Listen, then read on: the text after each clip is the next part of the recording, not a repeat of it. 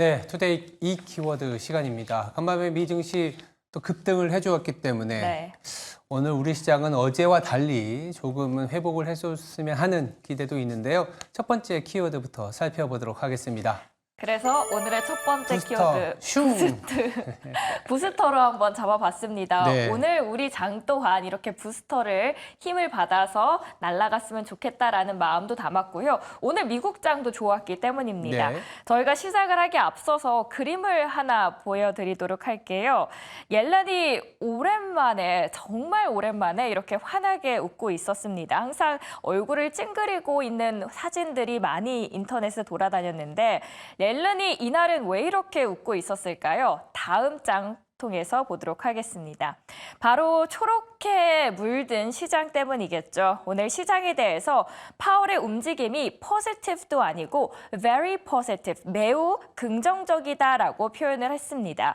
거기에는 이 배경이 있었습니다. 초록색으로 물든 오늘의 미국장. 어제는 하락을 하고 오늘은 오른 이유가 무엇이었을까요? 외신에서는 일단 이렇게 평가를 했습니다. 연준이 빅컷을 단행하면서 2008년 금융위기를 연상시키는 패닉 신호를 보내지 않았기 때문에 과감하지만 필요한 조치로 여겨졌다라는 거죠. 신난 건 그런데 옐런만이 아니었습니다. 바이든도 있습니다. 바이든 대통령은 워싱턴 DC의 이코노믹 클럽에서 연설을 했는데요. 영상으로 함께 만나보도록 하겠습니다. 내 전임자와 달리 여기서 말하는 이 전임자는 트럼프인데요. 연준의 독립성을 존중했고 그 독립성이 국가에 큰 도움이 됐다라고 말합니다. 금리 인하를 해서는 안 된다라고 압박했던 도널드 트럼프 전 대통령을 겨냥한 발언으로 보이는데요. 그런데 전날에 민주당 의원들이 파월에게 75bp 서한을 보내긴 했었죠. 어찌 되었든 오늘의 시장 반응을 보고 여유가 생긴 걸까요? 바이든 이런 얘기를 합니다. 연준의 금리 인하는 승리 선언이 아니라 우리가 앞으로 더 나아갈 수 있다라는 선언이다. 확실히 여유가 느껴졌습니다. 지금부터 그러면 우리는 무엇을 확인을 해야 될까요? 어제도 말씀을 드렸는데 BOJ 금정위 결과입니다. 남은 엔캐리 트레이드 방향이 결정되기 때문이죠. 노무라 경제학과 유스케 미하일이는 이렇게 이야기합니다. 대부분의 단기 캐리 트레이드는 8월 초에 한 99% 정도가 청산이 됐다. 그런데 걸리는 부분은 이겁니다. 완료까지는 중기 그리고 장기 캐리 트레이드가 여전히 남아있다라는 거고요. 다시 말해서 만일 일본은행이 이번에 금리 인상을 단행한다 할 시에는 남은 엔캐리 트레이드의 청산 속도는 더 가파를 수도 있을 것이다라는 겁니다. 이 와중에 먼 나라 영국도 한번 볼까요? 영국이 연준의 50bp 인하 결정을 확인했음에도 불구하고 기준금리를 동결했습니다. 즉 신중한 스탠스를 견지하겠다라는 거고요. 다시 말해서 아직 마음 놓기에는 이르다라는 겁니다. 실제로 베일리 BOE 총재는 너무 이른 시기에 이렇게 과도하게 금리 인하를 경계해야 된다라고 주의를 주고 있습니다. 차트 하나 보도록 할까요? 이 와중에 주간 실업수당 청구 건수가 나왔습니다. 우리가 일본의 기준금리 인하 말고도 중요하게 체크를 해야 될 포인트였는데요. 왜냐? 노동시장이 계속 골칫덩어리로 남아있었기 때문입니다. 그런데 그 결과 신규 실업수당 청구 건수 예상치가 23만 건이었는데 실제로는 21.9만 건, 그리고 연속 실업수당 청구 건수가 예상치가 185만 건이었다면 실제로는 182.9만 건으로 나왔습니다. 결과적으로 봤을 때 숫자가 감소세를 보였고요. 파월 의장의 설명처럼 시장 굉장히 탄탄해라고 이야기를 해줬습니다. 여기에 파월이 항상 이야기를 하는 거죠. 데이터 디펜던트, 데이터를 보고 우리가 판단을 하겠다. 간밤에 나온 다른 데이터도 있었습니다. 연준이 첫 번째 금리 인하에 나서면서 미국의 주택담보대출금리가 1년 반 만에 최저 수준으로 떨어졌습니다. 주택담보대출금리가 하락을 하면서 그간 고금리 여파로 꽁꽁 얼어붙었던 미국의 주택 매매도 조금씩은 활기를 되찾을 수 있을 것이다라는 기대감이 나오고 있고요. 이게 중요한 이유는 앞서서도 설명을 드렸지만 미국의 소비 여력과 직결되기 때문에 긍정적인 힌트로 오늘 장에서는 여겨졌습니다. 네. 잘 정리를 해주신 것 같습니다. 일단은 주택담보대출금리가 낮아지면서 가격이 잘 유지가 되는 것은 미국이 낮은 저축률에도 불구하고 소비가 왕성한 그 근거, 더불어서 고용도 개선되었다. 부스터가 슝해서 미장을 좀 올려놨습니다. 맞습니다. 그게 오늘장 우리 증시에도 날아오르길 바라는 마음으로 한번 두 번째 키워드도 열어보도록 할게요. 네. 간밤에 굉장히 중요했던 지표는 또 저는 고용 말고도 이 투자에서 좀 찾아봤습니다. 일단 연준이 어제 이 픽컷을 단행한 이유는 고용 시장이 추가로 악화되는 것을 막기 위해서였잖아요.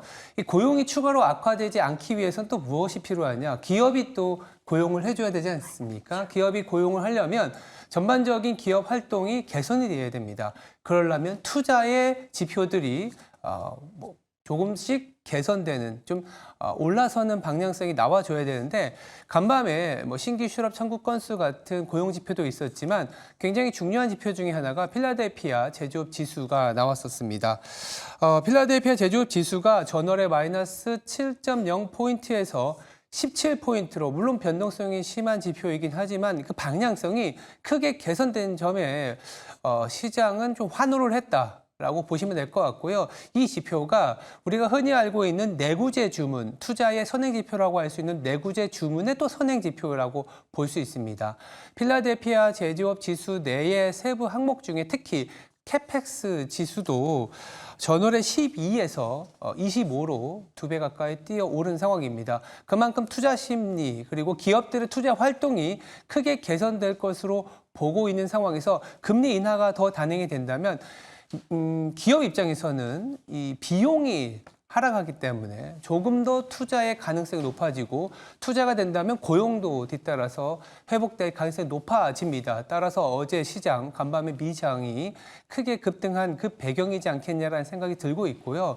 더불어서 이 경기 선행지수, 미국의 경기 선행지수도 마이너스 0.6에서 마이너스 0.2, 물론 여전히 플러스의 영역은 아닙니다만 최악의 국면에서 벗어나고 있는 모습을 보여주고 있습니다. 이렇게 되면 연준의 빅컷, 50bp 금리 인하, 리세션이라는 시그널이지 않겠냐라는 우려를 조금은 뒤로 하고 금리 인하로 인해서 경기가 개선되고 투자와 고용이 선순환으로 나아갈 수 있는 지표들이 나오고 있다. 그렇기 때문에 간밤에 반도체 지수도 굉장히 좋았지만 사실은 산업재와 투자와 관련된 시크리컬 업종이 미국 내에서는 굉장히 양호한 모습을 보여줬다는 측면에 주목해 봐야겠습니다. 기업이 좋아야지 또 개인의 소비도 좋아지면서 경기가 전반적으로 살아나겠고요. 네. 우리가 봐야 할 것은 개인뿐만 아니라 기업들의 투자 활동이었습니다. 마지막으로 그렇다면 오늘 세 번째 키워드는 뭐가 될까요?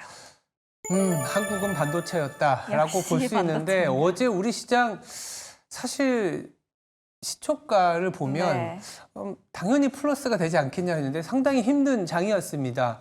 특히 이제 모건 스탠리, 윈터 is coming 하면서 우리나라를 상당히 괴롭히는 듯한 그러게 느낌이 좀 말입니다. 드는데 한 글로벌 IB의 뷰라고도 할 수 있지만 최근에 반도체에 대한 시각들이 조금씩은 좀 냉각이 되었었던 것도 사실이기도 하고요.